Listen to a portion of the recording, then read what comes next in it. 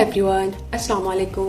Welcome to the very first episode of my art journey. Today I am taking you to a place that exists both on paper and in imagination. A riverside scene I sketched filled with dead trees, sunlight and two wooden chairs, waiting for a story to begin. Let's draw.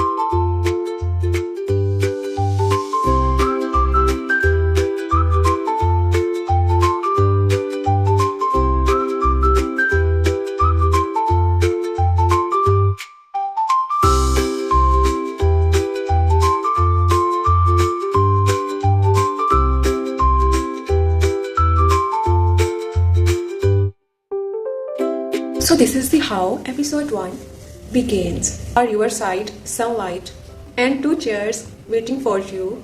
Cause art is not just about what you see, it's about what you feel.